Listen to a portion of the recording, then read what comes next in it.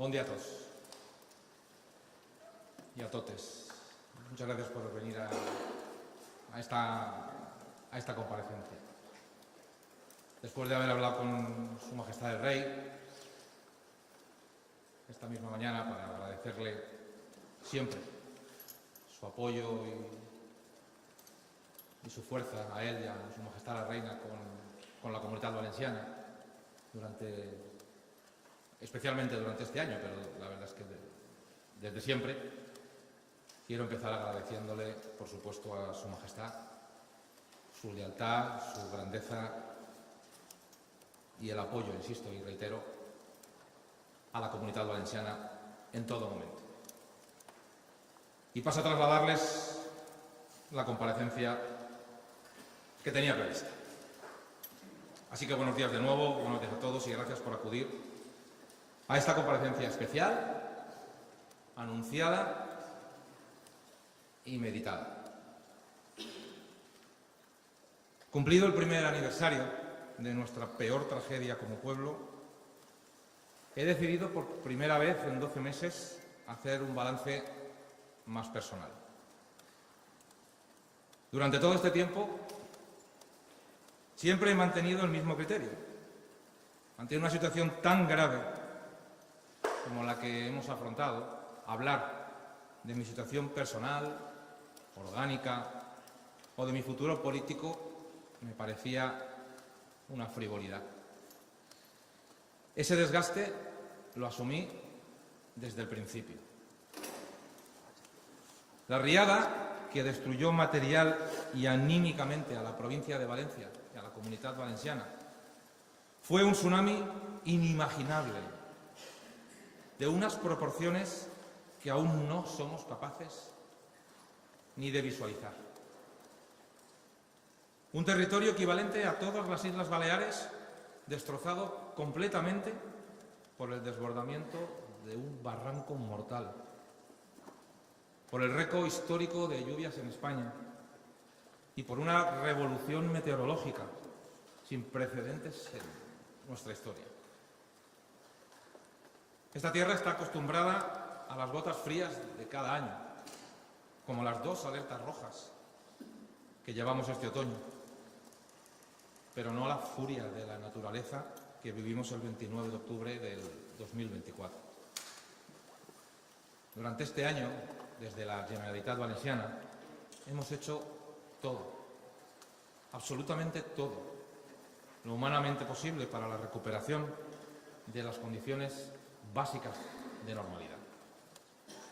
Reitero hoy, una vez más, que jamás un gobierno autonómico ha abordado un reto remotamente parecido. Las dimensiones materiales, anímicas y psicológicas de la riada no necesitan ser recordadas. El sublime impacto en número de hectáreas, viviendas, vehículos, cosechas, centros públicos y privados, infraestructuras de todo tipo y, sobre todo, en salud mental y personal, nos obligó al mayor esfuerzo imaginable. Colegios, centros de salud y hospitalarios, tranvía, metro, puentes, pasarelas, carreteras, lodos, enseres, vehículos de todo tipo y hasta la Albufera de Valencia, en tiempo récord, hoy son retos superados o en proceso de finalización. Qué pronto se dice y qué pronto se ha hecho. Cuando empezamos a reconstruir la provincia, calculamos que íbamos a tardar más de 3 años en reparar lo que hemos conseguido hacer en meses. Todo este despliegue lo estamos haciendo solos, sin una sola aportación a fondo perdido del Gobierno, con la mera, insultante e increíble única autorización para endeudarnos aún más. Más deuda para los peor financiados y los más abandonados, negándonos incluso el FLA extraordinario, La falta de ayuda en las dramáticas primeras horas fue clamorosa y sigue siendo hoy igual de clamorosa. ¿Queríamos ayuda? La pedimos y jamás la recibimos. Pero el daño que se ha producido no es solo material, es sobre todo emocional. El primero y más importante, por el recuerdo de las 229 personas que perdieron su vida. El dolor es inimaginable, no solo para las familias, sino también para todo el pueblo valenciano y español, que aquellos días se volcó en sacar lo mejor de sí mismo para ayudar en un escenario apocalíptico. Las imágenes de solidaridad de aquellos días son el mayor rayo de esperanza de estos últimos 12 meses. Las heridas materiales se están curando. El vicepresidente Campampols vino con el encargo de diseñar un plan que permitiera que lo que sucedió el año pasado no pueda volver a ocurrir.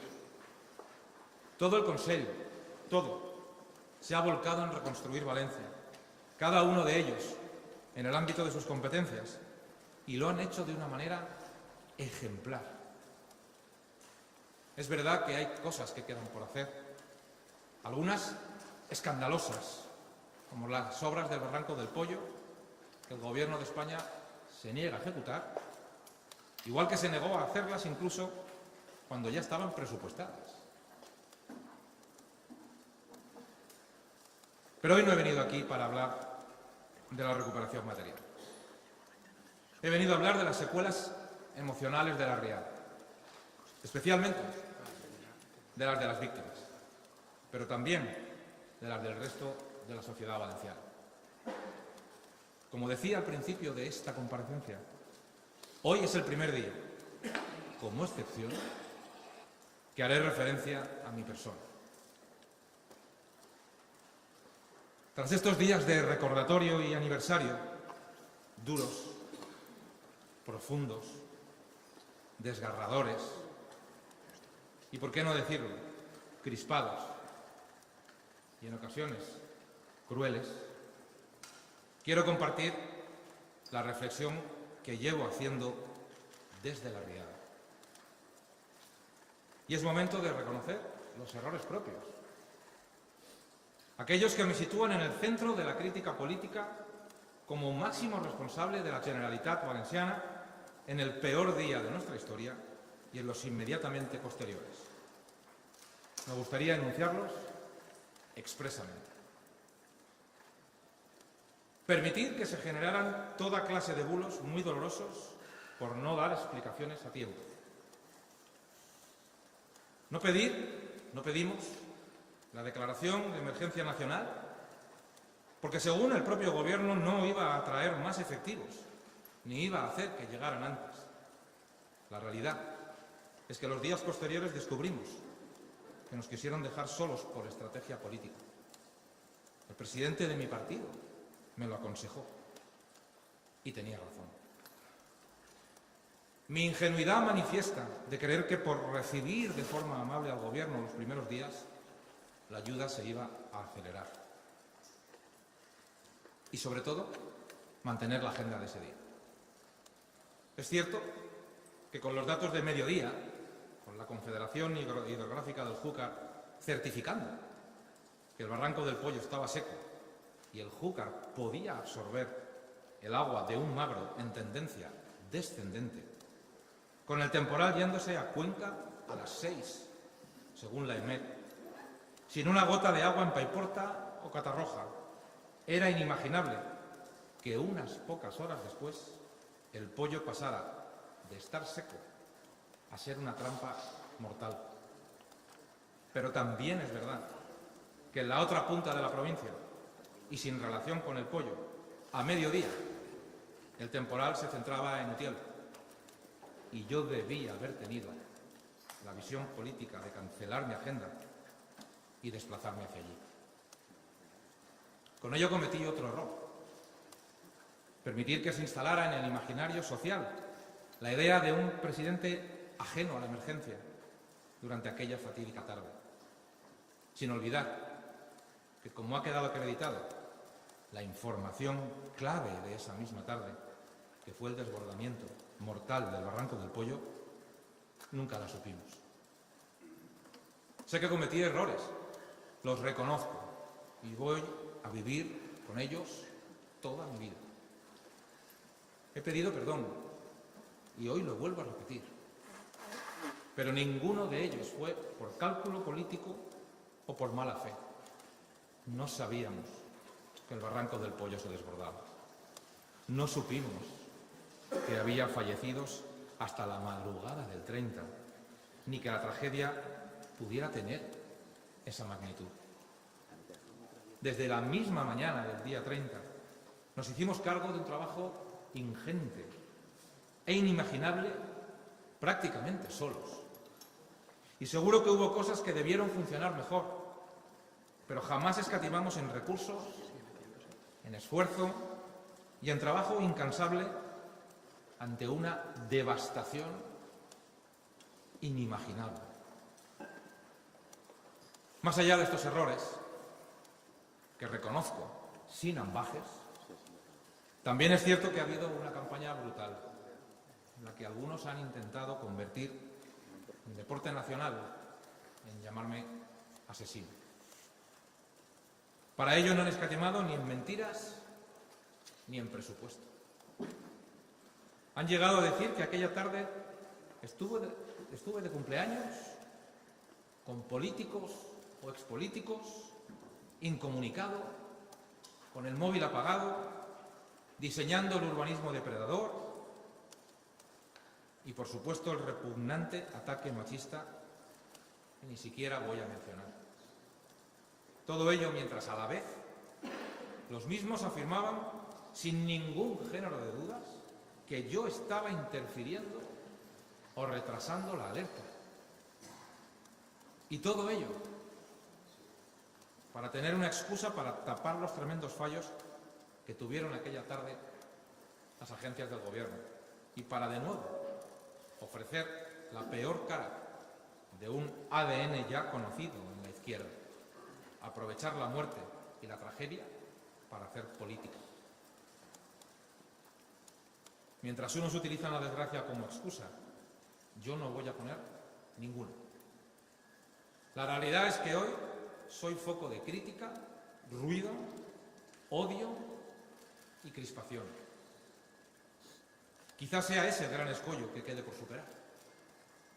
Un escollo que se produce en paralelo al renacer que está viviendo Valencia, con una recuperación que en todo lo que tiene que ver con la Generalitat avanza a paso firme, a pesar del dolor y los numerosos obstáculos. Hace un año trasladé a la sociedad valenciana que me comprometía a garantizar la reconstrucción. Desde entonces he salido de todos los cálculos políticos personales, porque sé que mi vida, también la política, cambió el 29 de octubre para siempre. Nunca he sido ajeno al estado de ánimo de la opinión pública, pero he intentado batallar para que se conociera la realidad de muchas cosas que sucedieron el día 29 en la gestión de la emergencia y que explican la magnitud de la tragedia y sus verdaderas causas. Hace meses parecía imposible que alguien creyera muchos de los argumentos que hemos defendido desde el principio. Que la Confederación Hidrográfica del Júcar no avisó del desbordamiento del barranco. Que la EMET dijo que a las 6 el temporal se iba a Cuenca. Que nadie había previsto la magnitud de las lluvias. Que los medidores no funcionaban o que las obras habrían evitado la tragedia.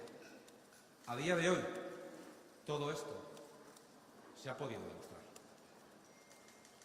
Pero sé que el ruido que hay alrededor de mi persona es la excusa perfecta para ocultar la asunción de responsabilidades del Gobierno.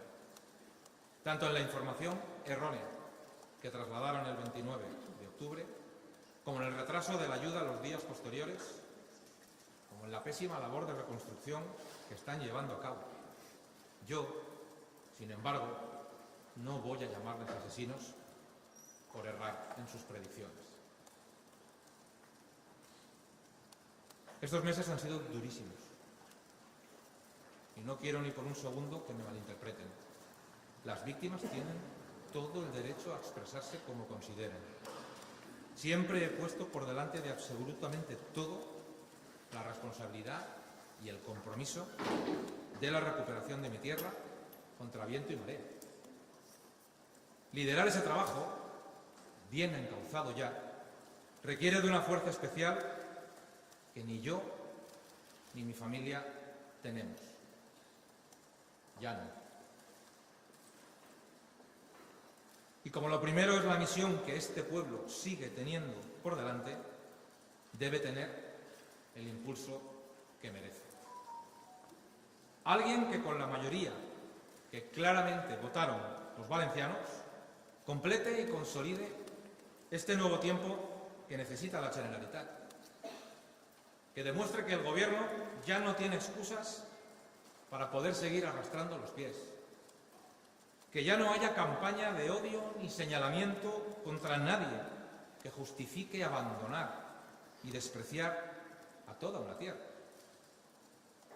Me dirijo, por tanto, también, y en este momento, a esa mayoría parlamentaria viva, vigente y en marcha, la que ha acabado con el impuesto de sucesiones y muchos otros, con la imposición educativa y con la política separatista como negocio lingüístico, la que sigue bajando impuestos, construye por fin centros de salud, hospitales, colegios, tranvías, la que ha traído la gratuidad educativa total de 0 a 3 años, declara la guerra a la burocracia, reclama el agua que nos merecemos, protege nuestra agricultura con sentido común y, en definitiva, defiende la libertad.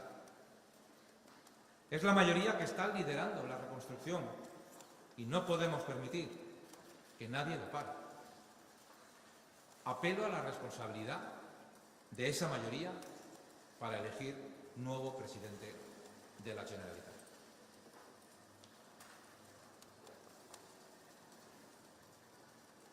Les puedo asegurar que por voluntad personal habría dimitido hace tiempo. Ha habido momentos insoportables para mí, pero sobre todo para mi familia.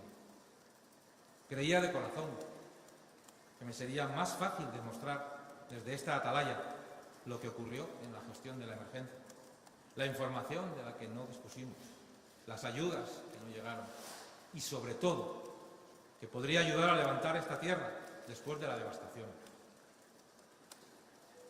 Pero ya no puedo más. Sé que el futuro presidente será capaz de continuar con la reconstrucción y quizá precisamente mi marcha haga que se enfoque esta tragedia con la objetividad que requiere. Solo quiero pedirles una última reflexión. El Gobierno de España, con su presidente a la cabeza, ha negado herramientas en la reconstrucción solo para dañarnos políticamente. Ha querido usar a las víctimas como ariete y ni pidiendo ayuda o recursos nos lo dieron, ni siquiera en los días posteriores a la tragedia cuando los necesitábamos con urgencia. Espero que cuando baje un poco el ruido, la sociedad pueda distinguir entre un hombre que se ha equivocado y una mala persona. Pero ahora toca afrontar el futuro, con la esperanza y la fortaleza que la Comunitat Valenciana está demostrando cada día. Ha sido un honor servir a mi tierra como presidente de la Generalitat. Muchas gracias a todos los que me han ayudado a hacerlo realidad. Moltes gràcies, bon dia.